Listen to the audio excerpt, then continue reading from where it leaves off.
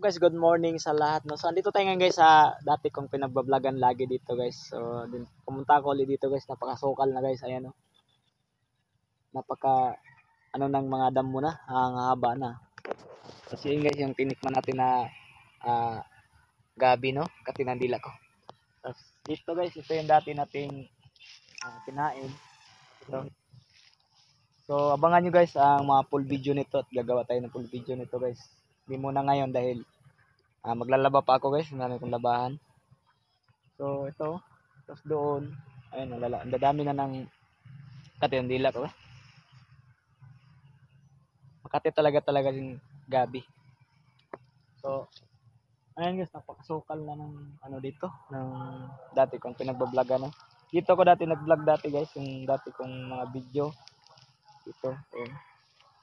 So ayun, ito muna yung may pakita ko sa inyo ngayon guys, hindi muna ako ngayon nag mukbang ng mag-upload tayo mamaya ng mukbang ng content na isa lang. Doon sa taas mag-content ako doon mamaya. So ito muna yung mapakita ko sa inyo. Ayan. Napakasukal na dito guys, nakakatakot na, baka may ahas dito. Ayan.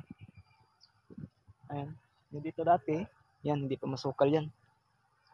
Ngayon masukal na masyado, marami ng mga damo. Tapos yun, ganyan sinabi ko, ito yung pinakita sa inyo kanina guys. Ito talaga daw guys, nakakalason daw. Ayan. Pero, ayan, doon din ako dati, nag-vlog dati, dyan.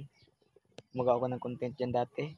So ngayon, nag-stop na ako dito dati ng paggawa ng content simula nung nagka-problema yung dati kong account. Tapos nung naayos yung ngayon, naayos naman, dumami naman yung natin, mga viewers at saka followers natin. Nagawa tayo din ng bagong video, no?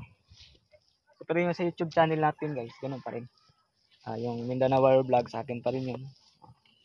Ayan, ito dati dito guys, maliliit pa itong maliliit pa to yung mga ano dito, yung mga damo.